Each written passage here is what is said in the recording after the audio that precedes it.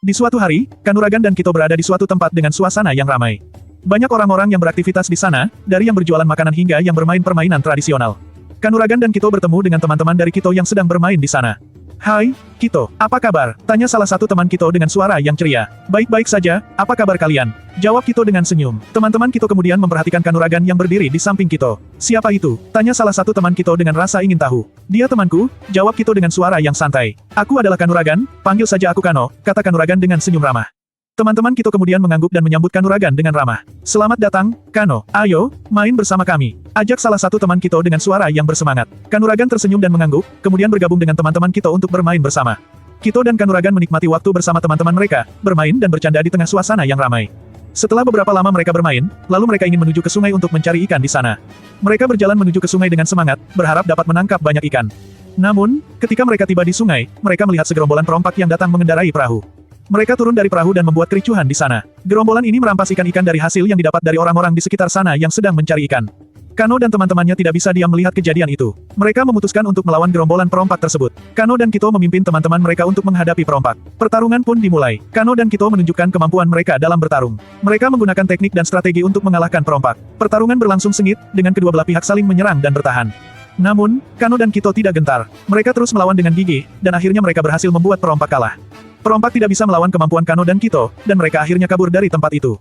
Setelah perompak kabur, Kano dan teman-temannya merasa lega. Mereka berhasil melindungi masyarakat sekitar dan membuat mereka merasa aman kembali. Kito dan Kano saling menatap, dan mereka tersenyum karena telah berhasil mengalahkan perompak. "Bagus sekali, Kano. Kamu benar-benar hebat," kata Kito dengan pujian. "Tidak, Kito. Kamu juga hebat. Kita bekerja sama dengan baik," jawab Kano dengan senyum. Mereka masih berada di tempat itu, menikmati kemenangan mereka. Namun, di tempat lain, pemimpin perompak itu mendengar laporan dari anak buahnya tentang kekalahan mereka di tangan Kano dan teman-temannya. Pemimpin perompak itu mendengar laporan itu dengan wajah yang semakin marah. "Apa, kalian tidak bisa mengalahkan sekelompok anak-anak? Apa yang kalian lakukan selama ini?" Pemimpin perompak itu memarahi anak buahnya dengan keras. Anak buahnya menundukkan kepala, tidak berani menatap pemimpin perompak itu. "Maaf, pemimpin, kami tidak menyangka mereka akan begitu kuat," kata salah satu anak buahnya. Pemimpin perompak itu semakin marah. "Aku akan memberikan hukuman kepada mereka. Aku tidak akan membiarkan mereka menghina aku dan gerombolanku." Pemimpin perompak itu berencana untuk melakukan serangan balasan terhadap Kano dan teman-temannya. Pemimpin perompak itu memerintahkan anak buahnya untuk mempersiapkan diri untuk melakukan serangan balasan. "Kita akan menunjukkan siapa yang sebenarnya berkuasa di sini," kata pemimpin perompak itu dengan nada yang menakutkan. Anak buahnya segera mempersiapkan diri, dan mereka berencana untuk melakukan serangan balasan terhadap Kano dan teman-temannya. Pemimpin perompak itu yakin bahwa dia akan berhasil mengalahkan Kano dan teman-temannya, dan dia tidak akan membiarkan mereka menghina dirinya. Tak lama setelah merayakan keberhasilan mereka, Kano dan teman-temannya masih berada di tempat itu, menikmati kemenangan mereka.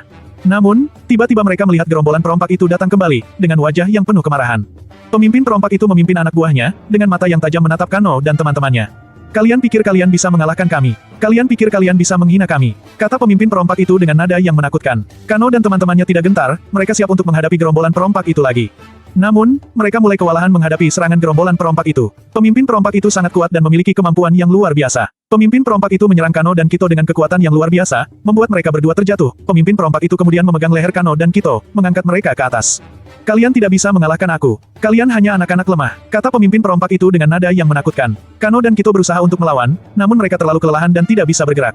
Pemimpin perompak itu terus memegang leher mereka, menatap mereka dengan mata yang tajam. Tiba-tiba, ayah Kito datang bersama Doku, membawa semangat dan kekuatan baru. "Jangan khawatir, anak-anak, ayah ada di sini," kata ayah Kito dengan suara yang kuat. Ayah Kito dan Doku langsung bergabung dalam pertarungan, menggunakan kemampuan mereka untuk melawan gerombolan perompak itu.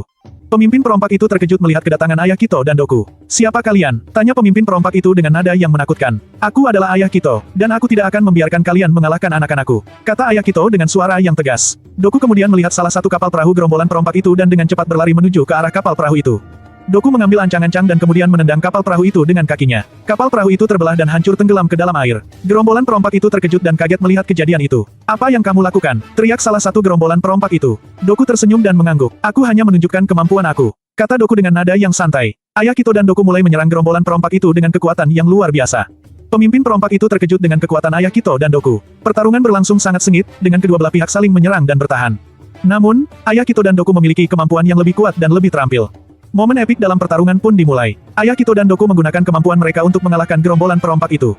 Pemimpin perompak itu mulai kewalahan menghadapi serangan ayah Kito dan Doku. Kalian terlalu kuat," kata pemimpin perompak itu dengan nada yang lemah. Ayah Kito tersenyum. "Kami tidak akan membiarkan kalian mengancam anak-anak kami. Kami akan melindungi mereka dengan segenap kemampuan kami," kata ayah Kito dengan suara yang kuat. Dengan satu serangan terakhir, ayah Kito dan Doku berhasil mengalahkan pemimpin perompak itu dan gerombolan perompak itu pun kabur.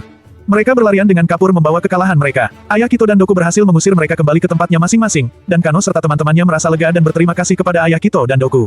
Setelah itu, mereka semua kembali ke tempat mereka masing-masing, merasa lega dan bahagia karena telah berhasil mengalahkan para gerombolan perompak itu. Kano dan teman-temannya juga merasa lebih aman dan percaya diri karena Ayah Kito dan Doku telah melindungi mereka.